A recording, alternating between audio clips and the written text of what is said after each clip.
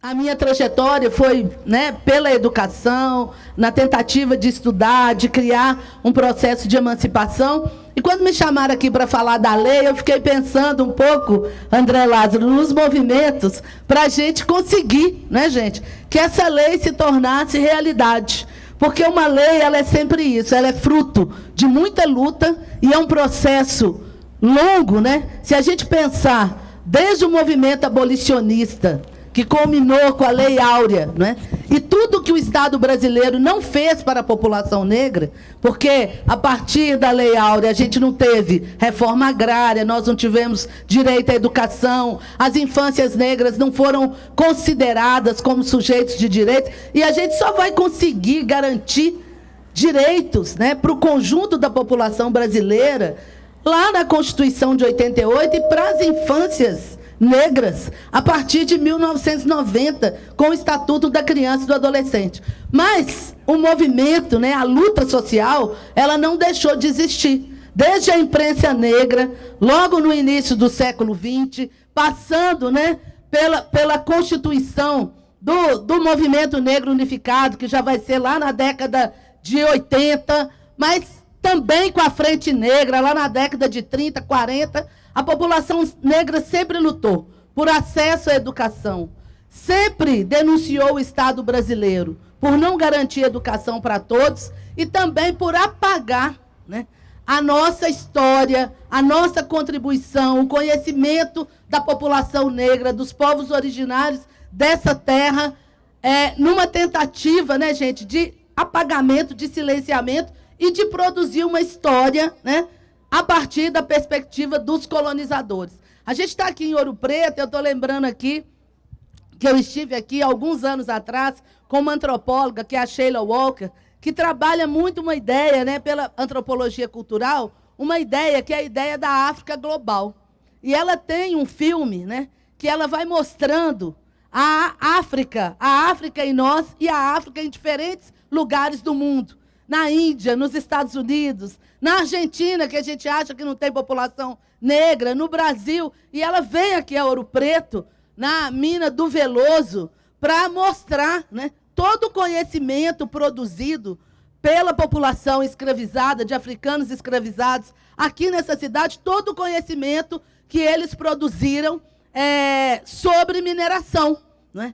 E, na verdade, o documentário da Sheila Walker, ela traz muito essa ideia de que, quando a gente está pensando a diáspora, né, é preciso a gente dizer dos milhões de pessoas que foram obrigadas a uma migração forçada, violenta, que foram escravizadas, mas, diferentemente do que querem fazer a gente acreditar, não é porque essas pessoas não tinham saberes. Era exatamente o contrário. É pelo conhecimento, pelos saberes que essas populações e esses povos detinham, né, sobre a agricultura, sobre mineração, sobre lidar com o ouro, sobre lidar com a terra. E esses conhecimentos, eles foram fundamentais para a estruturação, no caso do nosso país, mas quando a gente pensa, de maneira geral, em toda a estruturação do que a gente conhece hoje como América, né? E como que essa exploração e esse modelo, né, de hierarquizar as pessoas em função da cor da pele, ele subsiste até hoje. Então, a luta do movimento negro era para a gente desvelar o currículo escolar. E a gente vai conseguir isso muito influenciado por todas essas lutas, mas também pela Conferência de Durban, que vai tensionar o Estado brasileiro, denunciando o racismo presente num estado de maioria de população negra, que não tinha acesso à educação, à política de moradia, a saneamento básico, aos direitos das infâncias. Bom, com a eleição do presidente Lula, né, lá em 2003, nós vamos conseguir homologar a Lei 10.639, enfim, né, para dizer que é preciso incluir história e cultura dos africanos e dos afro-brasileiros nos currículos escolares. Gente, e a homologação dessa lei deu pano para manga, e eu acho que o André pode contar episódios, né, dramáticos da história brasileira, recente, como o Fichte gosta de dizer, da história a quente, né? Porque o André esteve lá, após a aprovação da lei, a luta era para a gente instituir no MEC uma secretaria, que tratasse das diversidades ou das desigualdades educacionais, mas que assumisse esse conceito de diversidade de uma maneira ativa, ou seja, como produzir uma ação afirmativa curricular.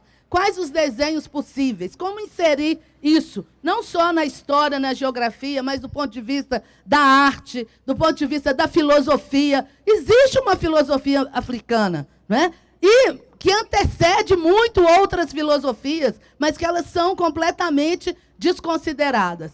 Mas produzir isso na prática significa a gente pensar e entrar em disputa com grupos que sempre estiveram no poder no Brasil. Então, eu falo que a Lei 10.639, né, ela é uma cunha, né, nos privilégios brancos da sociedade brasileira, ou seja, num privilégio da branquitude. A Lei 10.639, quando a gente começa a tratar disso no currículo escolar, não tem como a gente não fazer com que as pessoas entendam que no Brasil existe sim um racismo e que a nossa sociedade ela se constitui de uma maneira sutil como um elefante. Eu acho que essa expressão é muito boa para dizer disso, porque é sutil como um elefante, porque nós produzimos segregação a partir de um discurso de que não, né? Que o racismo no Brasil é um racismo cordial, né? Mas o Brasil, muita gente advoga, tinha uma democracia racial, né? Mas quando a gente olha para as cidades, e aqui em Ouro Preto não é diferente, né? A gente sabe que nós temos bairros negros. Se nós somos uma democracia, por que ainda persistem bairros negros? Por que em qualquer município brasileiro, quando a gente chega, a gente sabe quais são os bairros brancos? Por que o mercado imobiliário valoriza mais as casas dos bairros brancos, né? Porque a gente tem, sim, um racismo que persiste.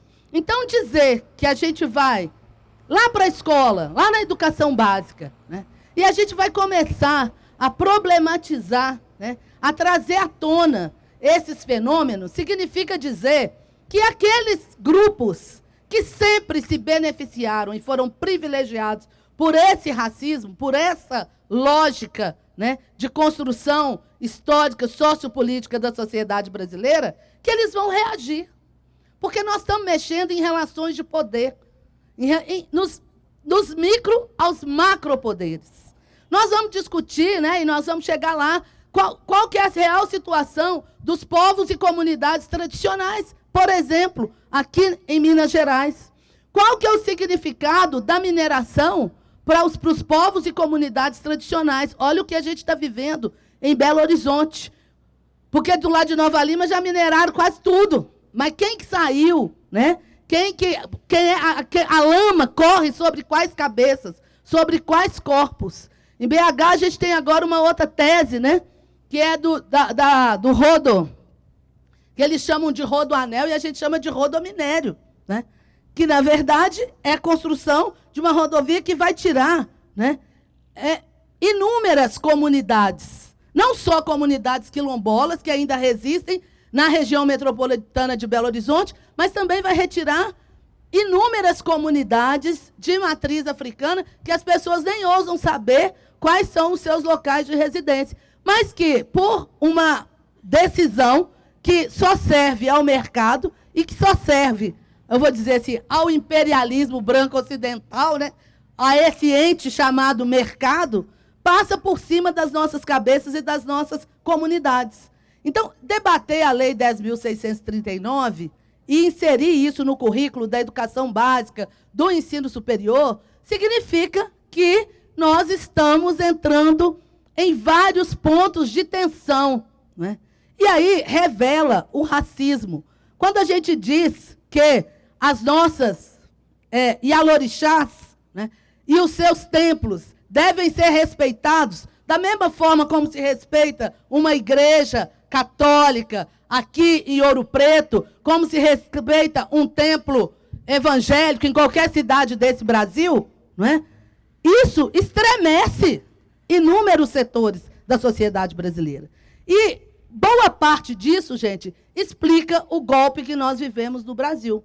Porque o golpe não foi um golpe apenas na presidenta Dilma. E eu vou falar aqui chegando no golpe, no que nós estamos vivendo hoje, o que significou para o Ministério da Educação, para essa área do Ministério da Educação, que era a SECADI, que construía políticas de afirmação das diversidades, políticas para a população LGBTQIA+, políticas para a emancipação das mulheres, políticas de educação de jovens e adultos, porque quem no Brasil não foi alfabetizado na idade certa? Quem no Brasil era proibido de frequentar a escola ao longo do século XX? Né? Pós-abolição, não tinha acesso à escola pública. Por isso que ainda hoje a gente precisa ter educação de jovens e adultos, política para as mulheres, política para a juventude preta, pobre, da periferia, que durante a pandemia ficou completamente excluída, porque não teve inclusão digital. Essa área no Ministério da Educação, como tudo na educação, foi quase tudo, né?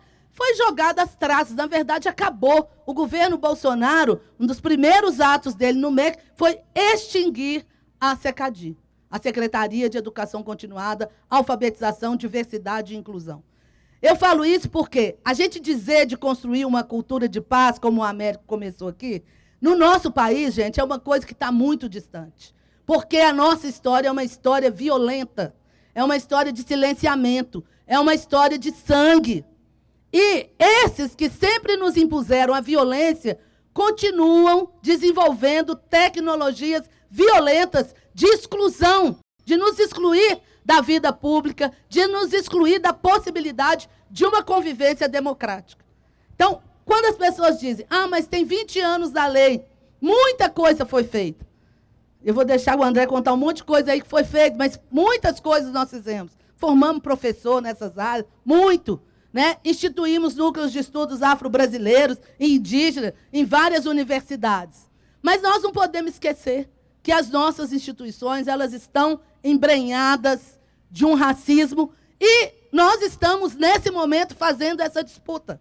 Nós ganhamos a eleição, elegendo Lula presidente. A democracia venceu, mas o fascismo, o bolsonarismo, continua tendo quase 49% das mentes desse país, dessas mentalidades. São essas mentalidades que se opõem à inclusão de história e cultura dos africanos e afro-brasileiros, que se opõem à história e cultura das populações originárias. Porque reconhecer a nossa história, gente, é reconhecer que nós vamos ter direito à terra, nós vamos ter direito à moradia, nós vamos ter direito à nossa expressão cultural, nós teremos direito a cultuar o nosso sagrado e sermos respeitados na nossa opção de crença, de fé. Então, a Lei 10.639 é essa tensão permanente, né? E essa luta, hoje é disputada palmo a palmo dentro das escolas. Nós temos câmaras de vereadores tentando votar projetos de silenciamento de professores. Não é à toa. A ideia de uma escola sem partido, ela não é à toa. É a tentativa de produzir uma escola de pensamento único. É a tentativa de produzir a escola em que se reconhece uma única forma de viver, de estar, de ser quem a gente é. Né? Então, quando nós estamos falando de diáspora, né, eu falo, nós continuamos. Né? Nós continuamos. A nossa diáspora ela foi uma diáspora forçada, né? Mas permanentemente nós estamos na resistência de produzir uma África global, porque a África é aqui, a África é agora, e a gente não vai recuar nem um pouquinho. Vou passar para o André falar mais aqui e a gente segue esse bate-papo.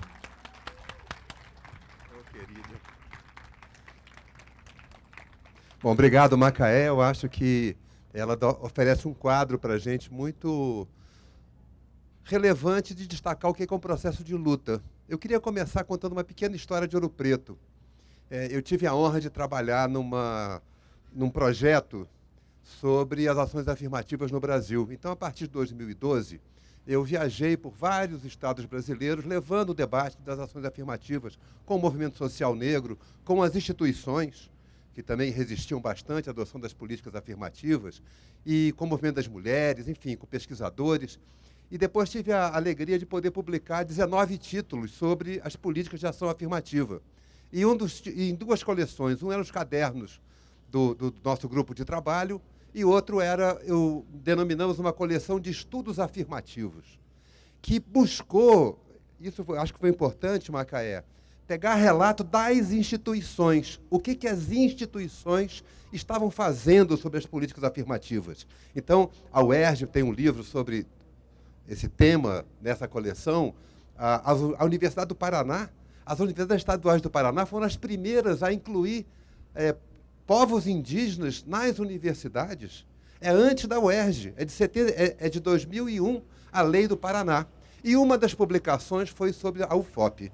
O professor Adilson, da UFOP, aliás, aqui minha homenagem ao UFOP, professor Adilson, professora Zara, que hoje está lá na SECADI, enfim, que tem um bom destino e um bom trabalho.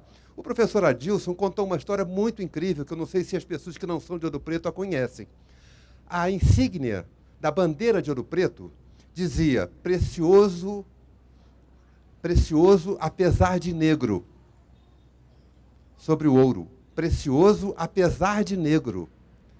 O movimento negro de Ouro Preto mudou a insígnia da bandeira para colocar precioso ouro negro.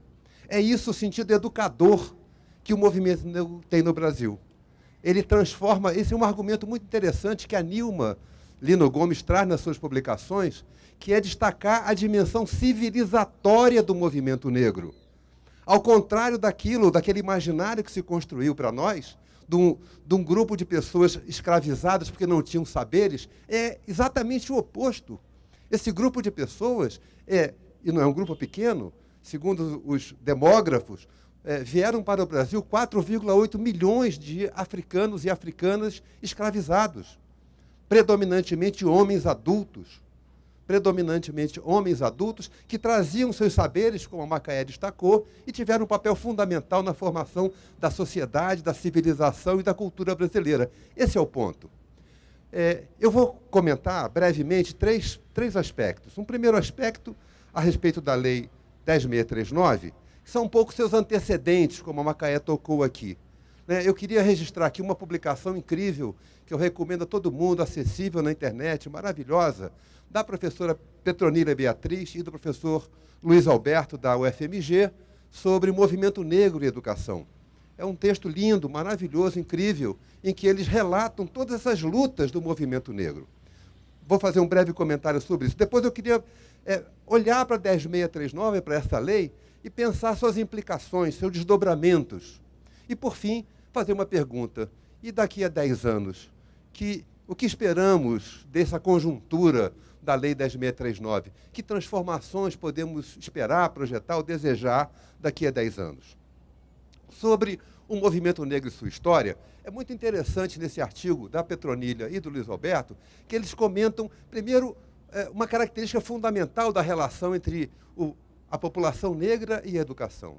Ele vai falar da exclusão e do abandono.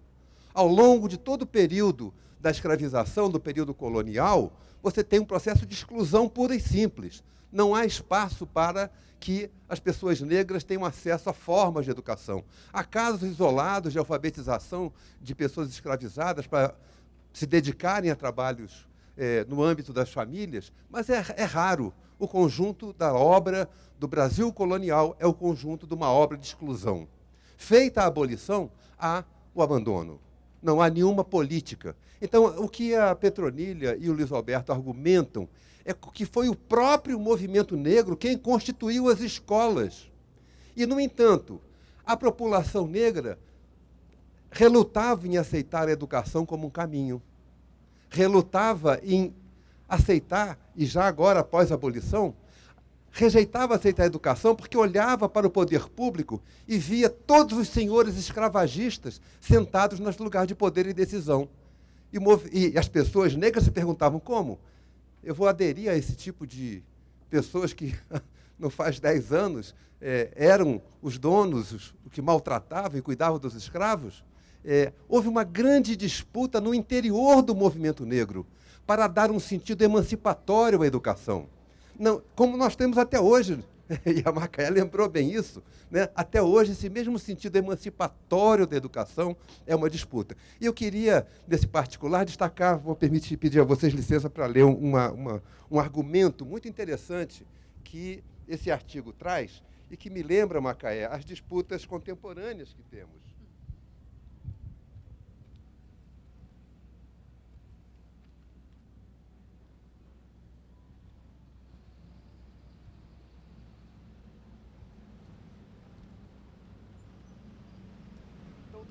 O trabalho de levantamento histórico dessa relação do movimento negro à educação leva a Petronilha e o Luiz Alberto à seguinte conclusão: quanto mais informações reunimos, mais nos convencemos de que, respeitadas as diferenças regionais e até mesmo locais, a forma como os negros militantes buscaram reagir à precária situação educacional do seu grupo étnico exigiu deles um tipo de compromisso pessoal, de engajamento direto, para resolver um problema que não era exclusivamente dos negros, era um problema nacional.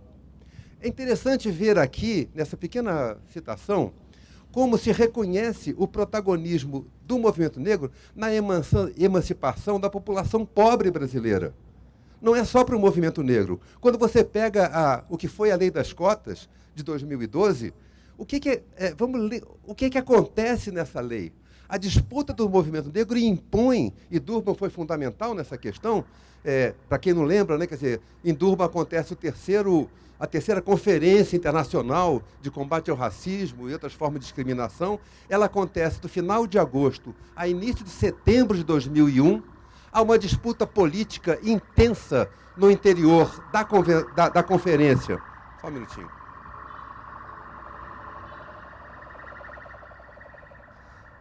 Há uma disputa intensa no interior da conferência, que, aliás, a relatora geral da conferência era uma brasileira, do movimento negro brasileiro, a Edna Roland.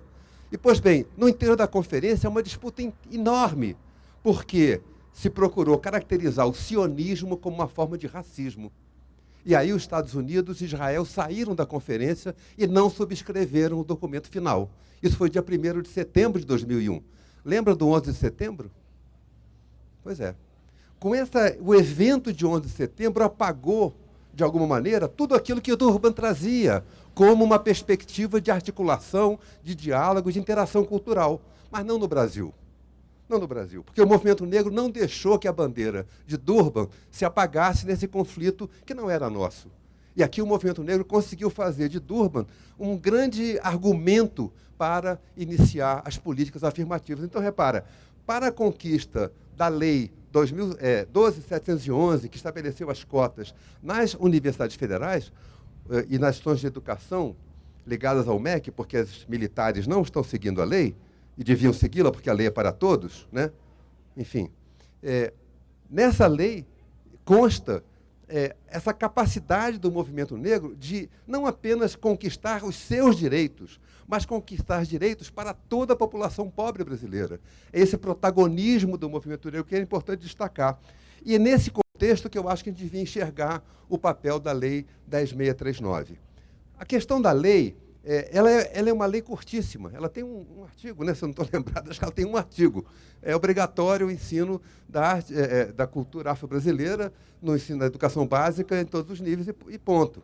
E destaca depois, num parágrafo, a questão das artes. Hã? Destaca o 20 de novembro como uma comemoração oficial do Dia da Consciência Negra, em homenagem a Zumbi dos Palmares, e atribui às áreas de letras, história, artes, uma atenção particular ao tema. Mas o que é mais relevante, a meu ver, como educador, é o parecer da professora Petronilha no Conselho Nacional de Educação de 2004. Então, se esse ano a gente faz 20 anos da lei, ano que vem faremos 20 anos do parecer. E esse parecer, que na verdade institui as diretrizes nacionais para a implantação da lei, né, da educação para as relações étnico-raciais, esse é o título do documento, Diretrizes Nacionais para a Educação das Relações Étnico-Raciais no Brasil. Esse parecer, para quem não conhece esse texto e está envolvido nessa luta, é imprescindível a leitura, porque tem uma generosidade desse parecer que é muito interessante. é evidente, eu creio que todos nós que estamos aqui sabemos, né, que a população negra foi a que pagou a conta mais pesada da formação da sociedade brasileira. A gente anda por aqui, é impossível andar por Ouro Preto, olhar para essas casas e perguntar, quem as construiu? Né? Como foram feitas? Né? Eu lembro que escrevendo o prefácio dessa publicação de Ouro Preto, eu lembrava disso, quer dizer, a lei de cotas, a política afirmativa que aqui em Ouro Preto se adotou, antes da lei, inclusive, foi uma iniciativa do Movimento Negro em diálogo com a UFOP, criou políticas afirmativas antes da lei federal.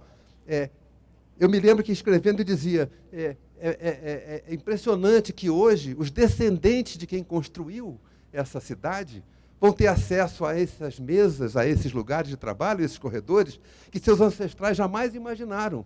Né? Então é importante destacar essa capacidade civilizatória do movimento negro nessa construção. A lei, e o parecer colocou um desafio muito grande. Eu estava no MEC nessa época e era um desafio muito grande. Eu lembro, Macaé, do Ricardo Henriques, que eu quero também aqui homenagear, porque estava engajadíssimo na difusão dessas diretrizes, numa reunião que fizemos. Ricardo Henriques, estavam Sueli Carneiro, Walter Silvério, Petronilha, Luiz Alberto, vários intelectuais negros, e a gente comentava, mas não sai nada nos jornais em defesa dessa argumentação. E eles respondiam, vocês acham que a gente nunca escreveu? Vocês acham que a gente nunca tentou? É porque os jornais não publicam.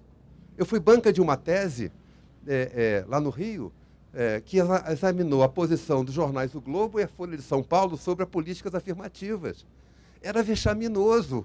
O Globo só publicava a carta a favor da posição dele. Era completamente vexaminoso. Zero de uma imprensa razoavelmente, tecnicamente interessada no debate. Era uma imprensa sectária. Né? Na questão do racismo brasileiro, a imprensa é sectária. Foi o tempo todo.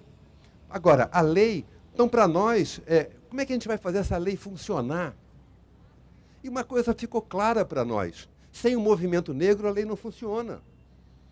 Não adianta o MEC fazer um material lindo, rico, e mandar para o Brasil inteiro dizendo façam. Nada, isso é jogar papel fora. Tem que ter o sujeito político ali.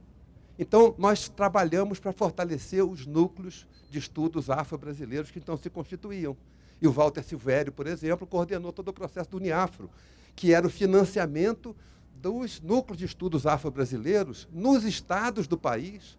Porque, primeiro, a realidade racial no Brasil é muito diversa. É muito diversa. A Bahia é um desafio singular, o Amazonas é um desafio singular. Santa Catarina, eu me lembro discutindo, por exemplo, Macaé, a história das comissões de ingresso, né, de verificação racial, e conversando com uma menina que era uma pessoa de uma cor mais clara, era negra, mas bastante clara. E ela dizia, professor, no Rio Grande do Sul, onde eu vivo, eu sou negra. Pode ser que aqui, no Rio de Janeiro, não me reconheçam enquanto tal, mas lá eu sou negra, porque eu vivo numa comunidade de italianos. Então, o meu tom, e mais do que o meu tom de pele, a minha vida foi marcada pelo racismo. Então, a ideia era, você não vai resolver essa questão sem ter o sujeito político agindo nessa questão. Então, nós procuramos trabalhar para que, talvez essa seja a estratégia mais difícil, no entanto, mais necessária, era garantir que não apenas se falasse sobre este assunto, mas se vivesse esse assunto na presença corporal do movimento negro, dentro das universidades, dentro das escolas, tratando desses modos como a lei se desenvolve. Para seguir, eu acho, Macaé, você me fez uma provocação legal, os impactos da lei, né? Eu acho uma provocação muito legal, e eu queria compartilhar com vocês uma impressão que eu tive. Eu vinha no aeroporto de Brasília outro dia, correndo para pegar o voo, como sempre, aí vejo aqueles cartazes eletrônicos, né, que tem, e era um anúncio do Itaú Personalité, que é um banco razoavelmente elitista, se não profundamente elitista. Quem era a personagem do anúncio? Era o Seu Jorge. Era o Seu Jorge. Quando a gente imaginava, 5, 10 anos, 10 anos nem falar, mas há 5 anos atrás, que o Seu Jorge estaria identificado com um banco tão elitista. Quer dizer, um banco elegeria o Seu Jorge como referência. Eu acho isso uma consequência da 10639.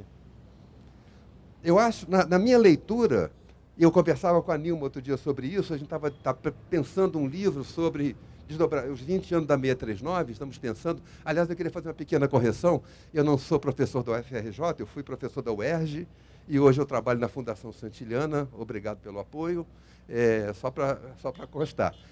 E da minha UERJ, a primeira universidade a ter ações afirmativas, com todos os seus desafios, que eu vivi também, porque era pró-reitor à época.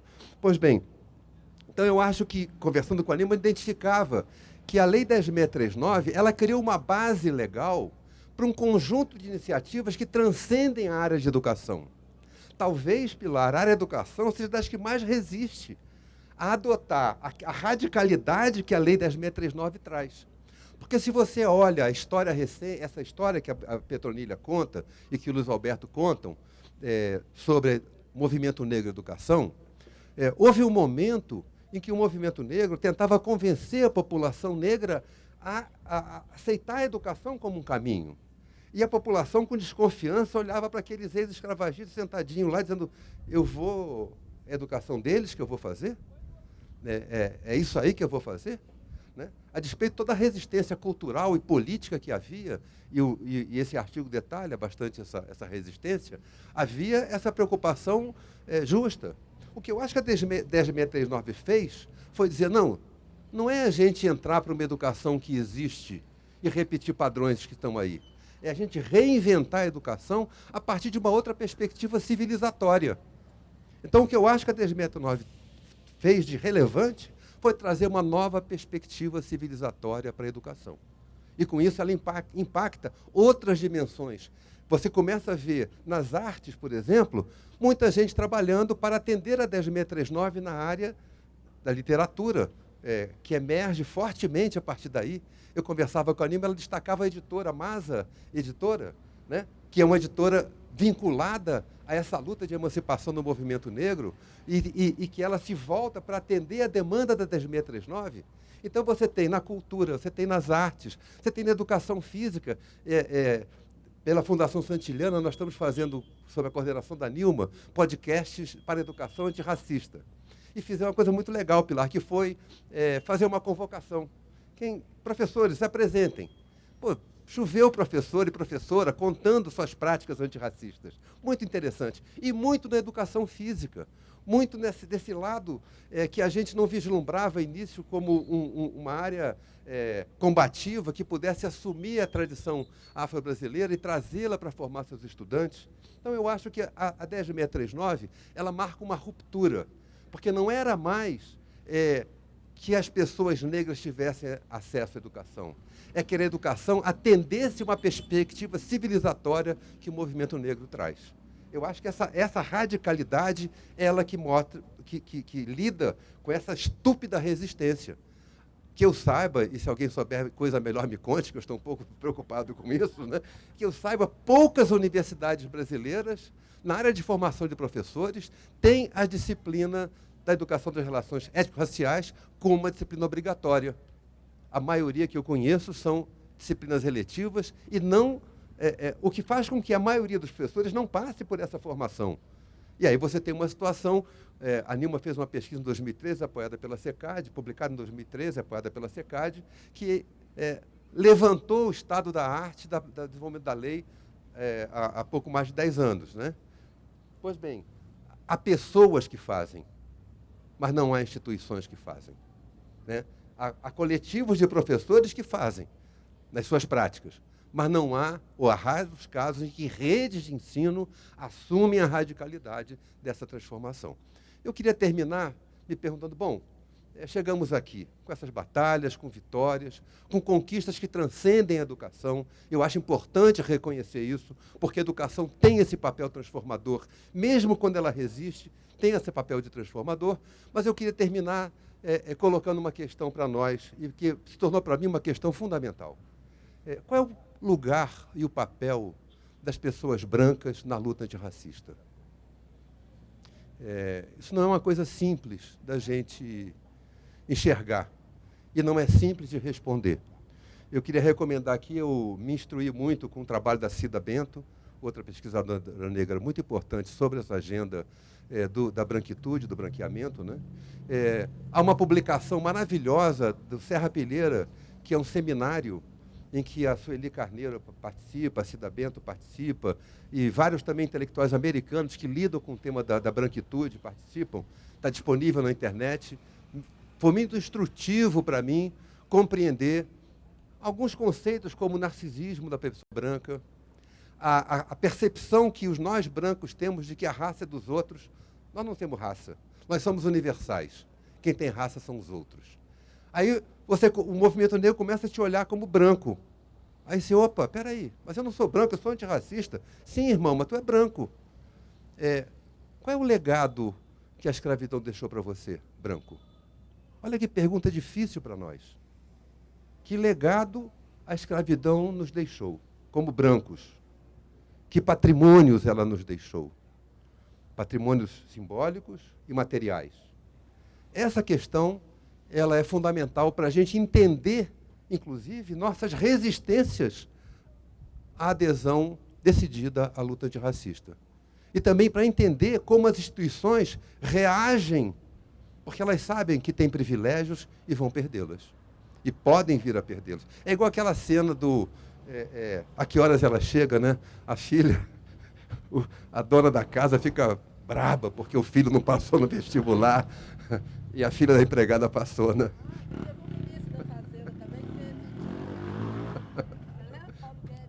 Sim. O filho do porteiro, do Paulo Guedes.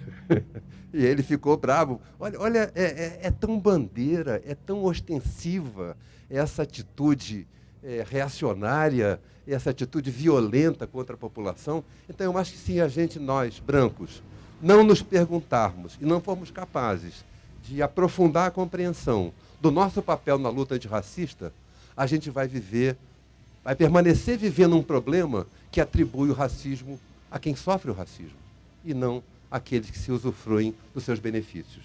Então, eu acho que essa é a chave, uma chave que está posta para nós. Porque nós vimos, o fascismo se apoia no racismo para agir. Parte da violência hoje contra as escolas é homofóbica, mas também é racista. O racismo, portanto, ele está na raiz do autoritarismo brasileiro. Ele alimenta esse autoritarismo a partir de mitos e argumentos inaceitáveis. Então, eu acho que nós, brancos, temos que nos perguntar como nos engajamos na luta antirracista e como, dessa maneira, fortalecemos a luta democrática no nosso país. Então, muito obrigado, é uma honra estar com o Macaé aqui. Valeu, querida. Bom, o José está perguntando sobre racismo na Assembleia, né? Eu costumo dizer que, gente, a gente nascer preta, a gente vai, né? A gente vai viver o racismo. A nossa sociedade, ela é construída nessa lógica, ela se estrutura dessa forma. Então, eu costumo brincar até, né? Dizer, olha, racismo é assim, todo dia a gente vai tomar uma dose. Tem dia que é só um copinho assim, tem dia que é copo duplo, né? E aí depende dos lugares onde a gente está e das formas mais surpreendentes. Porque eu falo que na convivência, eu acho que os estudos, André, da branquitude, eles são muito importantes, porque muitas vezes, num ambiente, né, majoritariamente branco, e aí quando a gente está falando da Assembleia, eu estou falando dos espaços de poder, né, quanto mais alta a esfera de poder, menos pessoas negras nós vamos encontrar nesses lugares, né? E muitas vezes as violências, inclusive pelo silêncio, as violências que não são ditas, não são explicitadas, né? Muitas vezes, quando a gente vai denunciá-las, as pessoas tendem a tratar como mimimi, não é? Já tem até uma gíria para dizer, mas lá vem vocês com esse mimimi, né? Isso é com a população negra, isso também é com as mulheres. Então, assim, eu acho que falar da Assembleia Legislativa é dizer disso, né? É um ambiente, é falar da inserção nossa na política. Nós somos muito poucos negros e negras na política, né? Seja nas câmaras de vereadores e vereadoras, seja na Assembleia Legislativa, seja no Congresso. esse ano, né, eu estou feliz, nós aumentamos o número de mulheres. Eu sou líder da bancada feminina na Assembleia. Somos 15 mulheres de diferentes espectros ideológicos, mas somos 15 pela primeira vez na Assembleia de Minas. E só o PT elegeu 3 mulheres negras. Né? Mas eu vou dizer o que é isso. As pessoas primeiro dizem. Né? Primeiro que quando a gente é candidato, aí eles falam, não fica falando muito desse negócio de racismo, não, que isso tira voto. Esse negócio de racismo aí não dá voto, não. Se você ficar falando esse negócio, essas coisas de preto, esse negócio de falar aí, você não vai ter voto, não. Primeira coisa, né? É tipo assim, você pode ser candidata, mas despista aí. Você está preta demais para ser candidata. Né? Então, eu acho que esse é o primeiro ponto. Né? Colocar o seu nome numa candidatura, não dá para a gente colocar e falar, gente, fingir de conta. Né? Só faz sentido para mim, que sou uma militante da luta antirracista, eu preciso colocar o meu nome e preciso ser preta demais mesmo. Porque se eu tiver voto, eu sei que é um voto que compreende a extensão dessa luta política e dessa política que a gente está fazendo. Né? Então, eu estou feliz, meu partido, nós elegemos 3 mulheres, ou seja, a eleição das improváveis. As pessoas diziam, não vai eleger nenhuma, imagina eleger 3, vocês são doidos, vão ter 3 mulheres pretas eleitas dentro do mesmo partido? Agora, quando a gente diz do racismo, né, que ele é estrutural, ele não começa lá na Assembleia, ele começa no nosso ingresso nos partidos políticos. Ele começa no financiamento de campanha. Primeiro, você tem que estar afiliada. Segundo, você tem que as pessoas acharem que você pode ser eleita. Terceiro, você tem que ir no financiamento de campanha, porque veja bem, gente, como que funciona.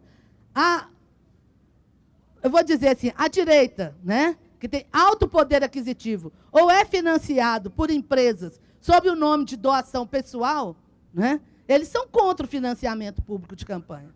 Agora, totalmente contra. Não é? Ele é contra, óbvio que ele é contra o financiamento público de campanha. Porque, na verdade, o financiamento público de campanha é o que possibilita. Essa semana, nós tivemos em Brasília um encontro nacional de parlamentares negros e negras. Nós conseguimos reunir mais de 80 pessoas essa semana. Quer dizer, se não tivesse financiamento público, boa parte dos deputados e deputadas federais e estaduais, negros e negras eleitas, não estariam lá. Porque só foram eleitas porque tinha financiamento público, porque dentro dos nossos partidos nós brigamos, né, gente? Não é briga pouca, não. É faca na bota, como dizem os gaúchos, né? Para a gente garantir um mínimo de financiamento para as nossas candidaturas. Porque é difícil, é pouco, porque eles sempre acham que nós não temos potencial para sermos eleitas, né? Então, nós não somos eleitos. Quando chega na Assembleia, isso se acentua, né? Nós somos uma minoria. Esse ano, em Minas, nós conseguimos, pela primeira vez, ter uma vice-presidenta da Assembleia Legislativa, é a deputada Leninha, do PT, uma deputada negra. Né? Pela primeira vez. Infelizmente, aí da gente sempre assim, é pela primeira vez, né, gente? Eu queria que fosse uma constante. Gente, não tem nenhum constrangimento. O mês de março, né? Como nós somos 15, esse ano a gente resolveu, o mês de março, quem presidiu as mesas da Assembleia foram só as mulheres. Né? Só mulheres na mesa da Assembleia. Mas a gente tem que fazer isso, né? O mês de março. Porque os outros meses, todos são eles. Né? Então, é isso. Né?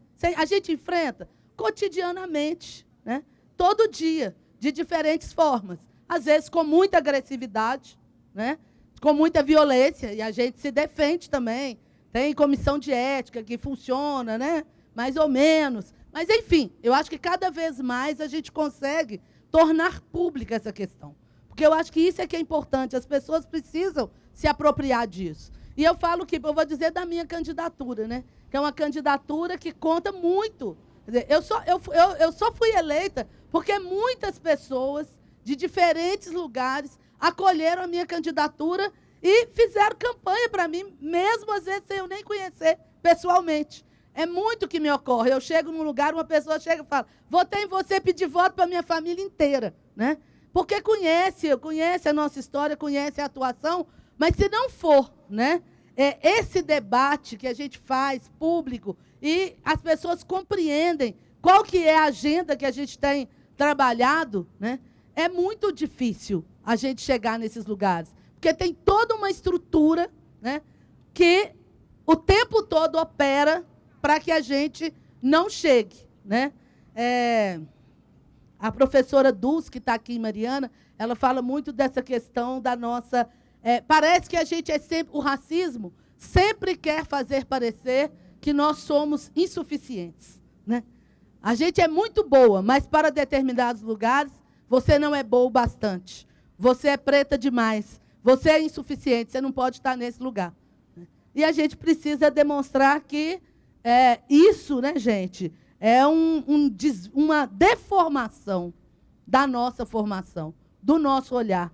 A gente pode, sim. Né? Nós podemos, mulheres podem, porque isso também acontece com as mulheres. Violência política. Né?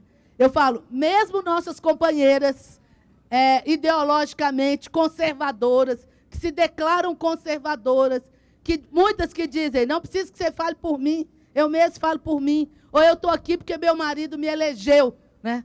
Ela está enclausurada, né? Ela está enclausurada numa visão deformada de si, que acha que precisa do homem para colocá-la naquele lugar. Né? Então, a gente, mesmo assim, a gente mantém essa solidariedade, compreendendo que a gente pode, sim, avançar nessa transformação. Gostei muito, companheira, aqui do que você disse, aqui da sua história. Tem muitas histórias nossas que são invisibilizadas. Eu acho que nossa tarefa é trazê-las cada vez mais. E saudar aqui, né, a Aida, que já foi nossa vereadora em Mariana, né?